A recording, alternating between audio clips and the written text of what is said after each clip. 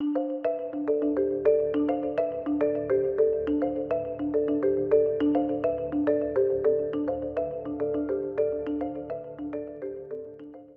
dia, pessoal. Bom, eu acabei conhecendo esse jogo lá no grupo Print and Play Brasil, o Solo Tenebré, e com a vantagem dele já estar traduzido aí pelo colega Jair Ferreira. E ele é um jogo Dungeon Crawler bem interessante, né? Ele acaba utilizando o que a gente chama de dados poliédricos, que seriam os dados de RPG. Então a gente vai usar quase todos. O único dado que a gente não vai utilizar do conjunto é o dado que mostra porcentagem, que é esse daqui, tá? Seria esse daqui. Então esse é o único que não é utilizado, tá? Então a gente deixa aqui do lado. Agora os demais são 6 dados, a gente vai jogar sempre. O que é legal desse jogo é que na verdade a gente usa os 6 dados, né, de forma dinâmica para formar toda a masmorra. Então assim, a gente vai ter toda a configuração da masmorra através do jogo desses dados. Bom, como a ideia é fazer uma jogatina e ao mesmo tempo explicando um pouquinho as regras, eu vou colocar para vocês também, como a gente sempre faz aqui no canal, o contexto, né, ou digamos, a temática, a história do jogo. Olha só. Após a queda do reino, uma estranha maldição assola o mundo inteiro. Com dificuldade, os últimos sobreviventes estão se organizando em pequenas cidadelas, onde cada vez mais heróis são necessários para manter os territórios seguros, libertando as masmorras das forças do mal. Solo Tenebre é um jogo de exploração de masmorra em papel e lápis, que você pode jogar sozinho ou em cooperação. Para jogar, você precisará desse livro de regras, um conjunto de dados, D4, D6, D8, D10, D12, D20, um lápis e a ficha de personagem, na qual você deverá anotar suas estatísticas, ouro, itens e equipamentos possuídos. Para cada jogo, você precisará de outra folha chamada Diário, na qual acompanhará seu progresso, encontros e desenhará o mapa conforme explora as masmorras. Aqui, sobre você. Você é um dos muitos que vivem em nossa realidade. Faça o que puder por si mesmo e pelo resto do reino. Você tem 2 estatísticas principais, ataque e defesa. Ataque é o valor do modificador a ser adicionado ao lançamento de ataque, um D12, e a defesa é o valor do modificador a ser adicionado ao lançamento de defesa, que é um D6. Você começa com 15 pontos de vida. Tá, vou pular essa parte, porque na verdade aqui ele já vai explicando a configuração, tá? A missão. Esta é a sua única maneira de sobreviver a ajudar as cidadelas. Sua reputação será recompensada quando tudo isso acabar. Explore as masmorras e derrote os guardiões das masmorras. Você pode guardar o que encontrar no seu inventário e usá-lo em aventuras subsequentes. Quanto mais guardiões de masmorras você derrotar, mais ouro acumulará para se tornar cada vez mais forte na próxima vez que descer na masmorra. Aqui ele fala um pouquinho sobre essas cidadelas. Houve uma vez em que as cidadelas eram tão características e diferentes umas das outras. Agora todas se assemelham, ruínas de construções que já foram majestosas mansões de lordes. A chegada de heróis como você traz esperança aos cidadãos.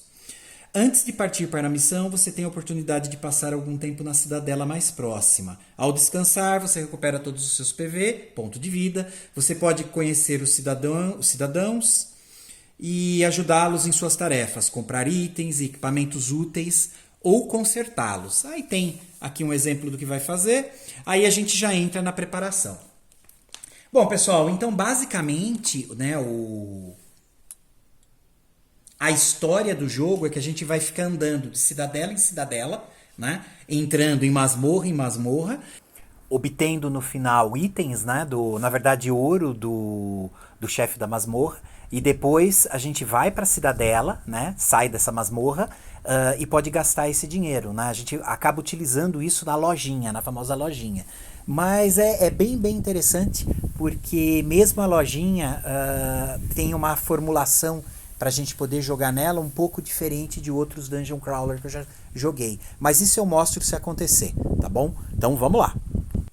A gente vai precisar, para começar, essa folha, tá? Que é a folha onde a gente vai literalmente desenhar a masmorra aqui conforme for descrito na tabela do cartógrafo, né, nas ferramentas do cartógrafo, que é onde a gente vai literalmente obter os dados para poder construir essas salas e a masmorra em si.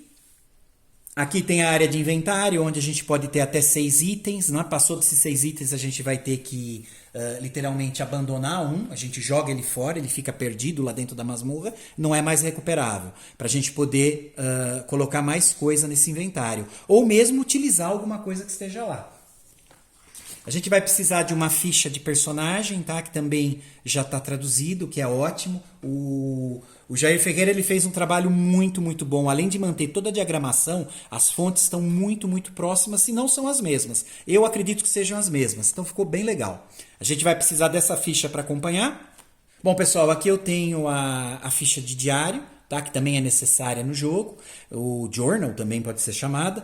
A gente tem, são 19 excursões, 19 salas, e entre a 14 e a 19 a gente encontra o chefe da masmorra, tá? Tem os números aqui do lado, depois eu vou mostrar como isso funciona, pra gente saber se o monstro apareceu naquela sala ou não. Se não aparecer, ele aparece sempre na última visitada, tá?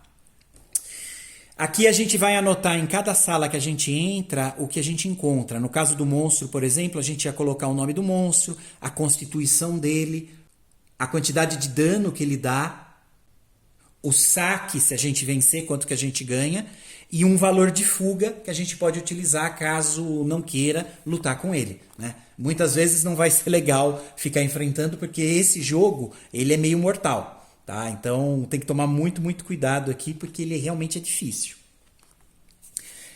E o que eu achei bem interessante nesse jogo é que assim, ele é difícil no início, porque, na verdade, a gente começa totalmente despreparado. Quando a gente consegue vencer essa primeira masmorra, da primeira cidadela, aí sim a gente consegue ter um pouco de ouro e pode melhorar um pouco a nossa capacidade de ataque e defesa.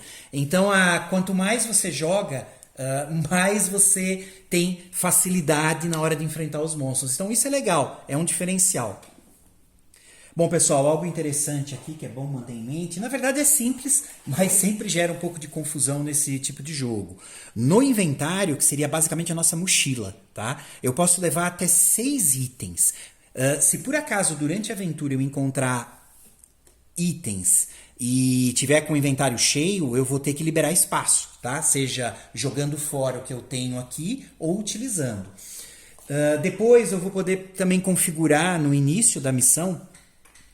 Toda vez que a gente entra na cidadela e desce para uma masmorra, eu posso configurar de novo esse inventário usando as coisas que eu tiver em estoque. Então, tudo que eu não for utilizar aqui, eu posso depois jogar para cá e ir resgatando ou trocando, reconfigurando isso daqui a cada nova aventura. Tá? Então, só para lembrar, o estoque não tem limite, porque é como se eu tivesse deixado lá guardado na cidadela tudo que eu tenho. E as coisas do inventário que eu escolhi pegar do estoque aqui é o que eu vou ter para uso na aventura em questão.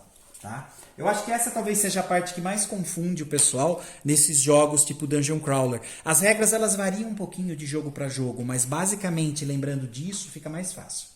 Bom, a gente já falou que vai ter que utilizar os 6 dados poliédricos, menos o de porcentagem, vou deixar eles aqui. A gente começa a aventura com 15 pontos de vida. Deixa eu achar aqui a ficha do personagem, tá aqui. Pessoal, aqui eu estou usando a caneta, mas nada impediria de ficar escrevendo isso, tá? Eu estou usando o marcador apagável. A gente começa com 0 de ouro. Tá? Eu não tenho nenhum bônus nem de ataque nem de defesa, porque eu não estou usando arma nenhuma. E a gente começa sempre com 15 pontos de vida. Tá? Bom, a gente vai começar sem armadura, mas com uma espada. Eu vou colocar simples, mas é uma espada normal, tá? Simples. Aqui no caso vai ter alguns itens que permitem que a gente utilize, por exemplo, a espada em uma mão e o escudo em outra. Lógico, tem outras armas que elas já são de 2 mãos, aí eu não consigo usar, por exemplo, o escudo, né? Eu vou ter que escolher entre um e outro. Vai depender da configuração da arma, da descrição dela. Aqui no caso, a gente só começa com essa espada simples. O estoque nosso tá vazio, a gente começa sem nada, sem ouro e sem nada. Pobres. Deixa eu ver aqui, inventário, bônus de equipamento, tá. Então é sem nada. Aqui eu não vou fazer anotação, porque a gente vai fazer isso tudo durante o jogo de forma um pouco mais direta. Assim que a gente configurar a primeira sala, eu já vou colocar os dados aqui. Bom, pessoal, a primeira coisa que a gente vai fazer, seguindo aqui as regrinhas, é descer para a masmorra. Eles pedem para jogar todos os dados, mas na prática não precisaria. Poderia ser só o D6 agora, mas a gente joga todos, vai.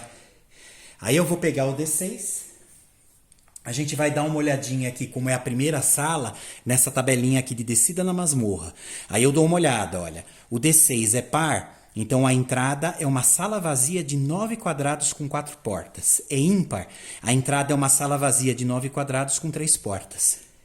E aqui ele fala, você encontrou um D4, D6, D8 e D10. Tá. Então, na prática, a gente vai encontrar eles agora. Eu joguei, mas na prática eu não vou contar esses valores. Eu só estou contando o valor do D6. No nosso caso, a gente tirou 6. Então, olhando aqui a tabelinha, olha só, 6 é par, então a entrada vai ser uma sala vazia de 9 quadrados com 4 portas. Então, vamos lá. 3, 6, 9, eu vou colocar ela bem aqui no centro.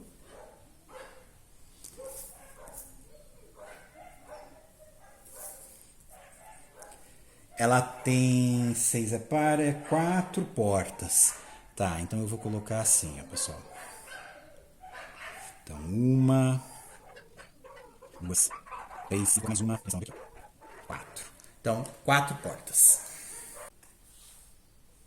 Lembrando que essa sala, ela é vazia. Bom, o que eu vou fazer agora?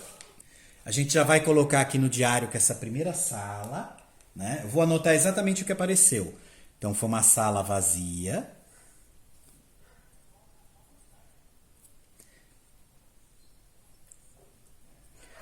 Nove quadrados.